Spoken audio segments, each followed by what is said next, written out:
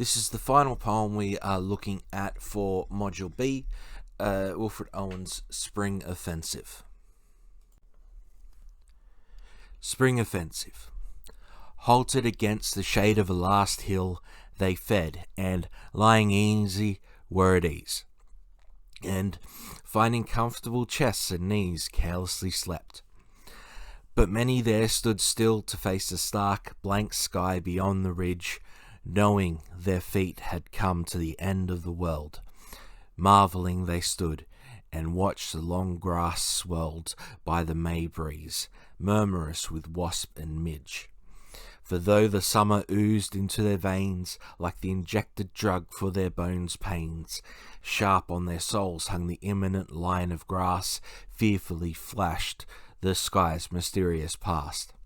Hour after hour they ponder the warm field, and the far valley behind, where the buttercups had blessed with gold their slow boots coming up, where even the little brambles would not yield, but clutched and clung to them like sorrowing hands.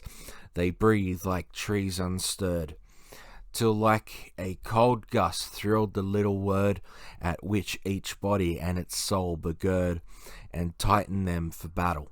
No alarms of bugles, no high flags, no clamorous haste, only a lift and flare of eyes that faced the sun, like a friend with whom their love is done. O larger shone that smile against the sun, mightier than his whose bounty these have spurned. So soon they topped the hill and raced together over an open stretch of herb and heather exposed, and instantly the whole sky burned with fury against them, and soft sudden cups opened in thousands for their blood, and the green slopes chasmed and steepened sheer to infinite space. Of them who, running on the last high place, leapt to swift unseen bullets, or went up on the hot blast and fury of hell's upsurge, or plunged and fell away past this world's verge. Some say God caught them even before they fell. But what say such as from existence brink ventured but drave too swift to sink? The few who rushed in the body to enter hell, and there out-fiending all its fiends and flames with superhuman inhumanities, long famous glories, immemorial shames, and crawling slowly back, have by degrees regained cool, peaceful air in wonder. Why speak they not of comrades that went under? Halted against the shade of a last hill, they fed, and, lying easy, were at ease, and, finding comfortable chests and knees, carelessly slept. So the techniques we have tactile imagery because it's describing how they feel at peace and at ease, and etc. And rhyme, ease and knees. The effect, the soldiers have found a place to rest, however briefly. Knowing their feet had come to the end of the world. Techniques, we have foreshadow and hyperbole. Effect, this emphasizes the happiness and peace the soldiers are experiencing. However, it also implies that this may be the last time they feel this way. Their feet had come to the end of the world. That's both the foreshadow and the hyperbole. Sharp on their souls hung the imminent line of grass, fearfully flashed the sky's mysterious glass. Techniques, we have metaphor and alliteration with fearfully flashed. The metaphor, the sky's mysterious glass, because we know the sky's not made of glass, but it's being compared to it. The effect, the soldiers are aware of how fragile their peaceful respite is. That's what the mysterious glass, that metaphor, means. And they're waiting to be attacked. Right? They know it's imminent, it's close, it's going to happen.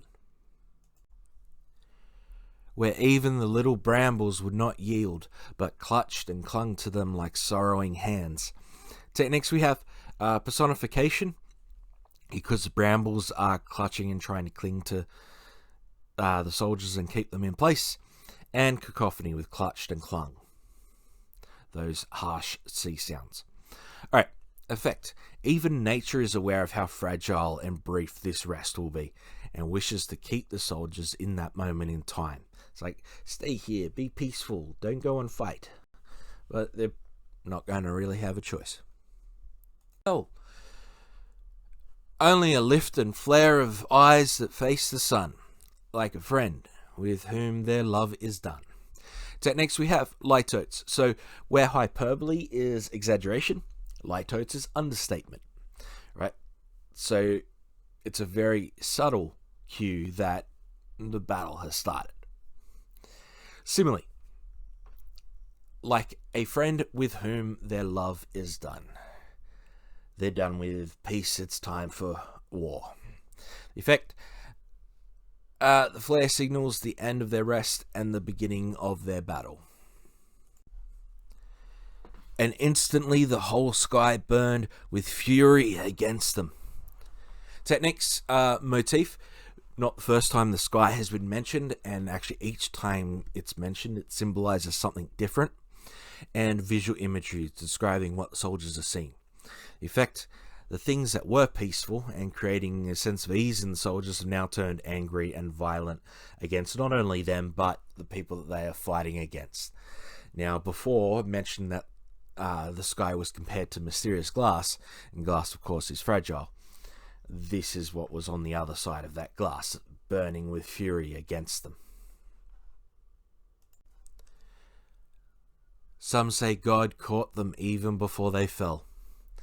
Techniques, biblical allusion with God, and apostrophe, referring to people that aren't there or aren't speaking. Effect, shows how some soldiers died very quickly at the start of the battle, dying before their bodies even hit the ground. Why speak they not of comrades that went under? Techniques, rhetorical question and syntax. The way that, of course, rhetorical question being asked is focus more on positioning the audience to think a certain thing, and then being answered. And syntax, order of the words. Why speak they not? Why speak they not is jarring, and that's the syntax that I'm pointing at. All right, effect.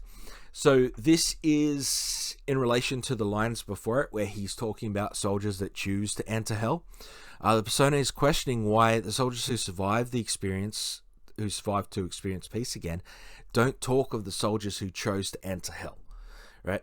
The ones who got lost and accepted in their acceptance that they are killing people and rush themselves to get killed. In essence, the soldiers that commit suicide. The ones who survive, why don't they talk about these soldiers?